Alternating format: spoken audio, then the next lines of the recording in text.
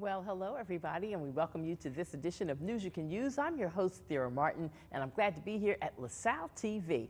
This program comes your way 7 days a week, and we're glad to be a part of the program lineup at LaSalle TV. Now, today on the program, we're going to shine the spotlight on a gentleman by the name of Mark Heppenstall. He is a Germantown resident, born and bred right in this community, and he has some history to share. We're going to talk local politics a little bit and try to encourage people to get engaged and involved in the process. A primary election is coming up in May of this year, and we want people to be ready to go to the polls and vote. And then when we turn the page a little bit later on in the program, we are going to be honored to hear from Reverend Chester Williams. Now, Reverend Chester Williams, he operates a wonderful educational program on Saturdays, helping high school students with their information for scholarships and grants and the SATs and the PSAT process and all of that. If they need some tutoring in a certain subject, they help with that. They also help grown folks who maybe want to go back to school and get their GED. And so we will talk to Reverend Chester Williams in the second portion of our program today. We'll be back in a moment. Stay.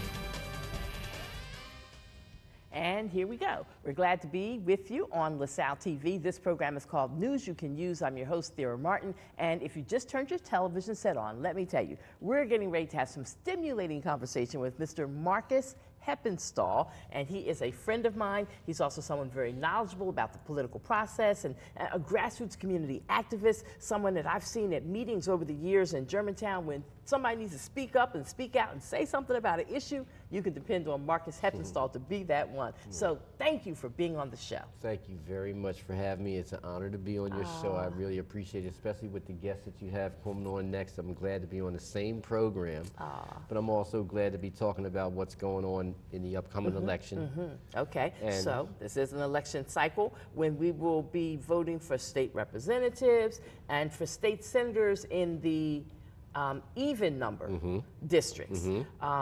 There's going to be some other people on the ballot, and committee people will be on the ballot. And I always hear, oh, committee people are the lowest rung of the political process. But in my head, the committee people are the most important people because they hit the road and are right there on the ground level with potential voters and would-be voters and all of that. So committee people in my head are very important.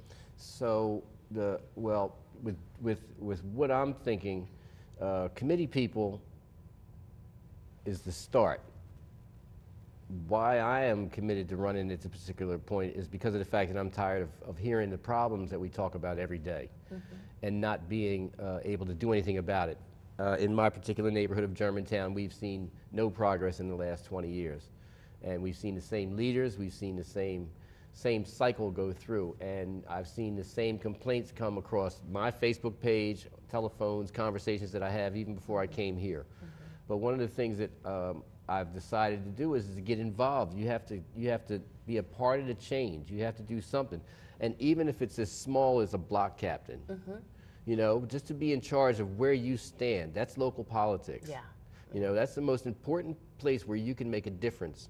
You know, for your kids, for another person's kids, just see if you can enact change where you are, right at that particular moment, and then grow from there. Well, what's a committee person supposed to do anyway? Because I don't think a lot of people really know, and I don't want to sit here and badmouth or judge committee people in general across the city, because I'm sure that there are some good committee people out there that I just don't know about. Yeah. But a lot of the committee people that I know, they seem to basically show up twice a year. Election time, and in between that, I don't see anything from committee people. So, like, what is are my expectations too high? No, your expectations are not too high. Your expectations are to get the people that you put in charge of your situation to do things that are going to be progressively moving forward for wherever you are.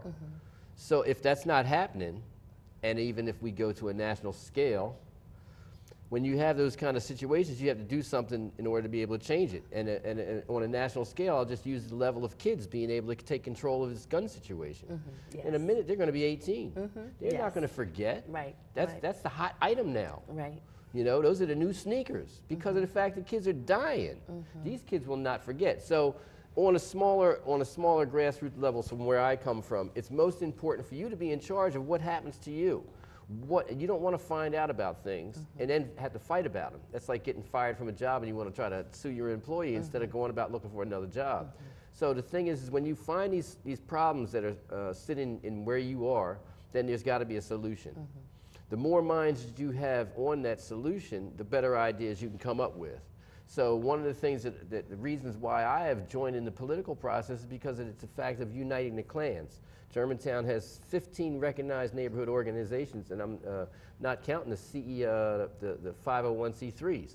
Okay. But if you have 15 recognized neighborhood organizations, it's almost on the same premise of the movie Braveheart. You got land and title that Longshanks has given you, but if you would unite the clans, you would be in charge of the whole situation. You know what I mean? Instead of just getting handouts from what Longshanks has given you. And I hate to say that in the terms of our council person, but that's the situation we face. So we're not in charge of our situation. We've got a gas plant going up at Wissahickon and Roberts Avenue that is already in a detrimentally sick area. You're saying it's going up? I thought there was still a fight over that. Sure, there's a fight, yeah, but that's the problem that has been plagued in Germantown for the last 30 years is that they allow you to fight, they'll hear you, they'll let you scream and holler, but we end up with the same results. We have no playground at the power gets what they want. Yeah. The one with the most money gets what they want. And it's time for us to stop that. It's time for us to stand up and say we're finished with hopes and dreams. For example, that's one thing. Right now, we're fighting a gas plant that's across the street from our major health center. That's across the street from our largest park in the country anywhere. It's across the street from a charter school. We already have, and it's across the street from a highway. So what was there before SEPTA built there was Midvale Heppenstall Steel Factory. So what you've done is you've dug up the chemicals from Heppenstall Steel Factory, mixed them in with the SEPTA ones, and now you want to mix up all of that with a gas refinery with the chemicals that are coming off the expressway. We already have a 600% increase in asthma in that particular neighborhood of the people there. So when that come across, if I was the leader, if that was to come across my desk, it would not be allowed to be put in Germantown in that section. It would not be okay. We're still waiting for $2.2 million for the redevelopment of Maplewood Mall. You know, now, where was that money promised from? Was that state money, federal money? I have no idea because it's all up in the air. And nobody knows. And then, you know, it determines. And what happened was, out of that, we were so motivated at the possibility of some revitalization going on that we the people, by the people, for the people took it in their hands and planted flowers up there and tried to decorate as most because they were waiting. And now those flowers are starting to wilt because we've gotten no results. And people start to forget, they start to get disillusioned. I was one of the founding members of the Germantown Special Services District, and one of the first things we did is we asked council for money first. Instead of asking the business owners and the property owners for money and saying we're going to give you services and not give you the services, because that's the history of what we've been, as a store owner in Maplewood Mall for 30 years, I fed into the Germantown Special Services, or Germantown Settlement at that time, and we were not getting any services. So what we did was we were able to convince council to give us $25,000, and in the same room, Commerce was there, and they gave us $25,000. So when we hit the streets, we were cleaning the streets before we asked you for a dime. So that when we had a collection time for you to pay your taxes for the Germantown Special Services, you didn't mind paying because you saw some progress. But that's where we stopped. You know, we can't just stop the development of our Germantown. So you got willing, ready, and able to start doing that work? Because we're doing two things. We're helping people's lives together. You know, we're giving them a reason because they have to get to that level of being able to be out in the street and earn a living. So that means that their self-esteem and everything that we're building, and we're doing it on money that is supposed to be used to help people. Yes. So, okay, not only are we cleaning the streets, we're helping people's lives. But that's when everything stopped. You know, you're doing too much. That's another example. Now we're going to put up a 1,000-person capacity ice skating ring on Penn and Germantown Avenue, which is a one-way street. And then on top of that, right now we have programs at that particular boys club. So there's buses that come there all the time anyway. So with the introduction of all these new programs, you're going to have an influx of new buses coming in. New schools want to be a part of it. So what happens is at 3 o'clock in the afternoon, you want to drop all these people off and try to shuffle off these buses. Has a traffic study been done on that? No, and that was the one question I asked at the first meeting that we had about this whole situation. And Cindy Bass, and she agreed that she would have that traffic study. Well, we haven't had it done yet. But what happens is at 3 o'clock in the afternoon, you got all these buses coming in. Germantown Friends is a half a block away. They let their kids out at 3 o'clock in the afternoon. Between both of them is PAL. So they let kids in at 3 o'clock in the afternoon. And this is our 3 o'clock business, our highest business district hours. Right. And I don't understand how you're not thinking in terms of putting commonsensical things that will be beneficial. Why would you put a methadone clinic across the street from our oldest country's high school? Why would you put Covenant House in the middle of the business district and let these kids that are in troubled situations in the first place, why would you let them out onto our business district? Why would you, after we as a community fought so hard to keep Covenant House out of Germantown High School, allow them to be at Green and Shelton? And then you're wondering why we have this problem of kids getting beat up on Shelton Avenue.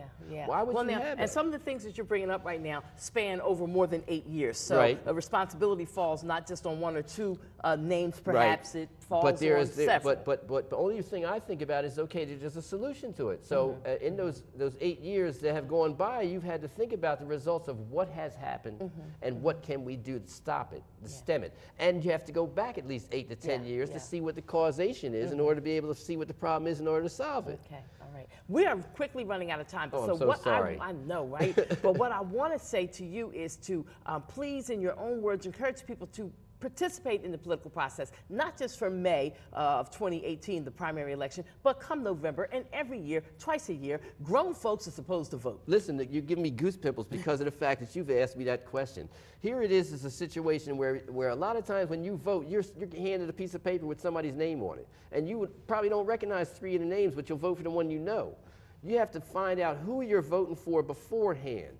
Who's voting for what? Who's on gun control? Who's on women's rights? Who's on equality of blacks or anybody of color? These are obvious things that you can ask Google, and they'll tell you the candidate who stands for those things, who's not. And Google will tell you. So, I mean, do a little research and find out before they hand you a piece of paper at the ballot. Know who you're going in there and who stands for where you stand at. That's right. You know what I mean? That's the most important thing in the world. And the vote. That's the most important thing in the world is the vote. All right. And this gentleman, my guest, Marcus Heppenstall, has put his name up. He's offering his name up to run as a committee person in the 12th Ward here in the Germantown section of Philadelphia. We wish you well. If you want people to be in touch with you, is there a number you can give out quickly? I'm available 24 hours a day, 7 days a week. Christmas, your birthday, it doesn't matter. It's 267-428-8086. Anybody who wants to ask me questions about where I stand and how I feel, and I'm not saying you have to vote for me, but vote for somebody you know what they're thinking about. Know that their direction is in the same direction that's going to make a positive change in everybody's life, not just yours. All right. I like that. I like what you said. And I thank you again for coming and being a great guest Thank you so much for having me. Show. My goodness, thank you so much. All righty. We will continue with this edition of News You Can Use in a moment. We'll be talking with Reverend Chester Williams. Stay with us.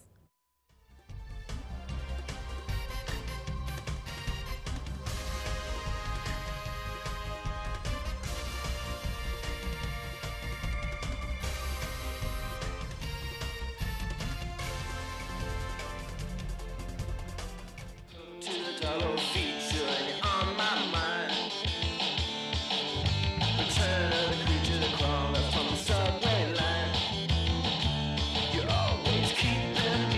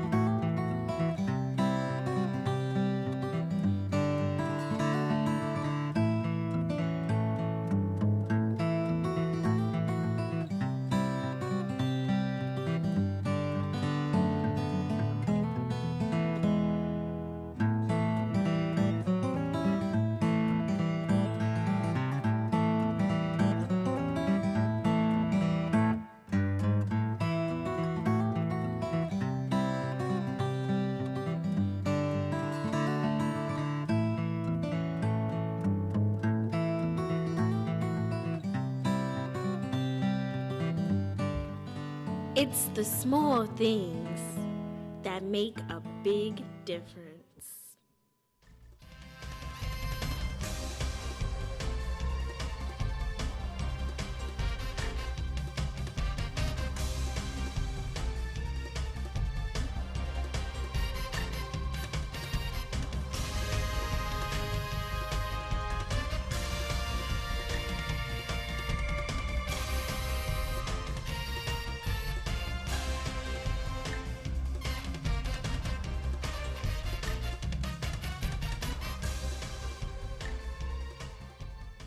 Well, hello once again, everybody. We're glad to be with you for another edition of News You Can Use. We're now in the second portion of our program. We had Marcus Heppenstall in the first segment, and now we have Reverend Chester Williams here, representing on behalf of the Chu and Belfield Neighbors Club, Inc. Thank you for coming. Thank you for We having me. appreciate God bless you. you. God bless Yes, you. yes, Thank you. yes. Thank you. It's so funny. When I saw you walk through the door, I'm like, oh my God, I know this minister. I've known him for years, and the good work that you have done. But it was Kamara Jordan from the office of Councilwoman Cindy Bass that sent me a text message or email about a month ago and said, you need to have Reverend Chester Williams on your show because he really does help young people. He's really committed, and you should have him on. And I said, absolutely. And that same day, I responded to her, absolutely. And then I didn't reach out to you for another 3 weeks. That's all right. So, but everything works as it's supposed to. I That's guess right. it is That's in true. good time, in That's God's right. time. Yeah. All the time. So now tell us about the Chu and Belfield Neighborhood Club, Inc., and what you're doing with that group, because it sounds like it's so beneficial for our young people and for our not so young people, educationally speaking. That's true. We've been founded since 1981. It's a volunteer program. We help people from every walk of life, every nationality. We started off with the math, reading, writing, and Spanish classes, which are totally free, from the ages of 7 years old to 99. Free. Definitely Okay. free. And on top of that, we help people doing community service to clean up the community, where there's people that cannot be a block captain any longer because of age or health. We go through and clean their blocks up for them. And on top of that, we give each person that volunteers to clean a certificate. Some of these people have to do community service by court. Many of them not. One don't know the other. All they give information to me is kept confidential. Yes. And I supervise all the people that's there in and out. We clean, you name it, we do it. And we also teach them how to do these things, like work a lawnmower, how to use a weed whacker, how to paint a curve. Some people take it as granted you can paint, but they paint all kinds of ways. But we teach them back in the day, we used to do that in West Philly, man. We would every spring, That's all right. the neighbors would come out on the block. We would clean and scrub our steps down, our stoops, and we would paint the curves. That's the truth. Yes. And so that's what we give them a skill that they can use that they don't have to go to college for, but they feel proud in themselves that I can do this. If they're your girlfriend, whoever they're living with, they can do something. Because I remember the old days, mother used to say, if you don't work, don't feed a man. And that's what the word said, don't work, feed them. So they think they can do right around the house. Yes. They be proud of where they live, and that's cleaning and putting the trash out, etc. And my thought is that whether you are working or a student in college or unemployed or retired, that you have to care about where you live. Not just the house or the apartment that you are in, but your neighborhood, where you live. Like, I can't step over trash and act like I don't see it on my block, in front of my door, or on either side of me. And I've got a young family on one side of me, so I could have the attitude, oh, they're young, they can pick up the trash themselves. I'm older than them. But I don't even do that. As long as God still gives me the ability to bend over and it's not an arthritis day for me, I'm going to get that trash up. I'm not going to wait, because chances are, if I leave it there, it's going to blow in front of my house anyway. That's right. But to step over trash, to allow things to just go totally, haywire in your community, in your neighborhood, or on your block, that's so irresponsible. Well, see, we got a reverse psychology on that. We don't get in arguments with people. We don't get upset with them. Because, some people, until they learn, you do more when doing good. And I say, just go ahead and sweep with a smile on your face, and I'll be praying in my heart, say, Lord, fix it, fix it, fix it. And sometimes I don't feel good, but I go out there and help supervise, and the young people say, Reb, go sit down, we got this. But I have to let them know, if I can do it, you can do it. And now the neighbors have actually picked up and reversed psychology. well, why I got to have these people come from out of our neighborhood Yes. to clean our block, and they come out now clean with a smile on their face, and Rev, offer water I and need a stuff little like bit that. of prayer sometimes. I need prayer too, Yeah. because it's Enon Tabernacle Baptist Church, and Reverend Dr. Alan E. Waller, who is outstanding. I love you, Pastor. And they chose for a number of years in a row to come to my community in Germantown, right around the corner from the original Enon Tabernacle Baptist Church on Culture, and they do a sweeping and a cleaning, and they came on my block and everything. And at first, I didn't know who they were. I didn't know what group it was. I said, well, I was offended because I'm like, well, I clean in front of my own door, and I don't need no strangers coming from another neighborhood to come and clean on my block. You know, I'm like, you know. But then I had to say, wait a minute, God, get me together, God, right. get me together, and let me say to reinforce thank you. for caring enough to That's come right. and help. Because obviously they must have thought we needed some help. They Right. came. That's right. And they didn't just do my block, but other blocks Around in the that, area, yeah. in that area That's what where we their do. original church sits. And so, yeah, we have to learn how to be gracious and That's say right. thank you sometimes when right. people are offering help. Because many people don't even offer you a glass of water. And the volunteers say, well, they didn't come out and say thank you. No, I said, I thank you. Yes, And yes. council kept doing it, and they wanted to bring water out. They said, oh, they all bring. And they all come out saying thank you. I said, because it takes time for people to realize you're there to help. Yes. Not to tear down, not to embarrass, not to destroy in any way. Yes. And that's when the joy starts coming in. Okay. And you got to be wise to gain soul. And that's what we do. We go out to teach them. And going back to the math tutoring class, people that want to learn is there free. Many people do not have money for paying someone to teach them how to do algebra or trig. Right. And we have college professors God has blessed us with. We started out from Drexel University. Used to come all the way up here to Germantown Avenue to the library Yes. and help teach with us on Saturdays. Now we've been blessed to go to Wissahickon Charter School and have our classes there. And we have now Chestnut Hill College and Acadia College professors come down and teach. They have specialists in reading. Now, all ages, they teach you how to read, and Spanish teacher teaches math, and we have various math teachers there.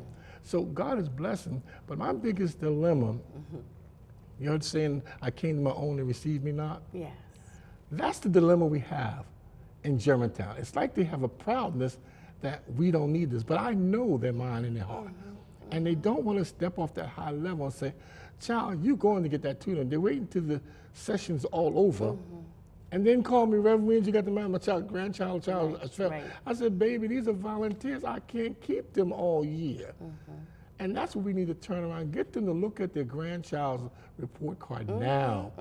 Exactly. And bring them. Do something now. Don't wait till the end of the school year Because talking that's about they're right. failing. Thank you. So I can't keep those volunteers all year, even though they get an internship from us. By Yes. doing this, they Yes. work on their internship. So when they graduate from college, they can say, I did my internship. Yes. And every job you go to for the first time, you better have internship already completed, because they're very leery of hiring you. Yes.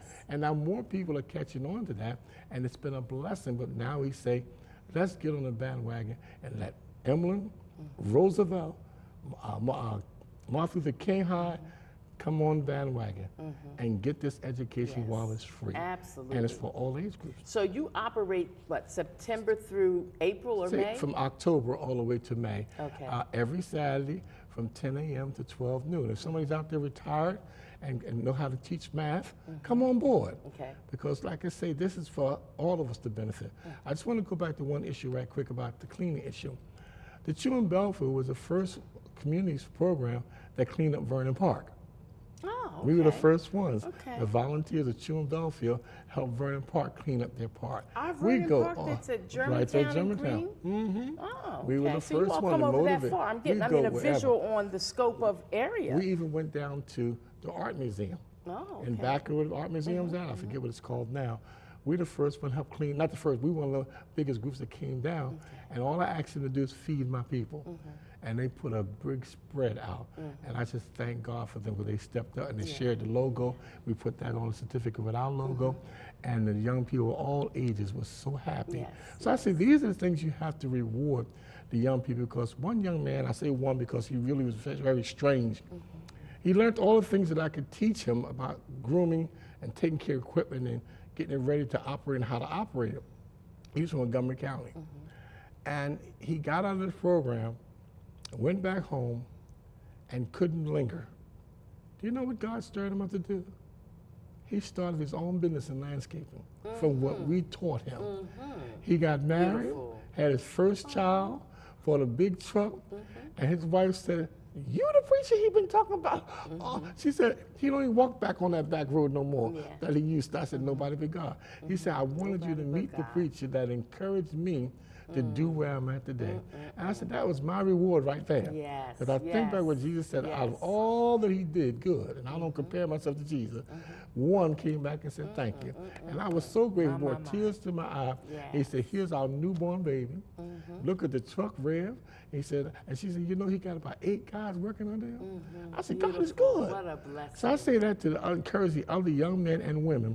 You can do it if you can try. do it. You can do Forget about the past. Okay, we are almost out of time. I need you to give us a number, a website, or something so people can Well, find I'm going you. to give them an email and a phone number. The phone number is 215-849-8021.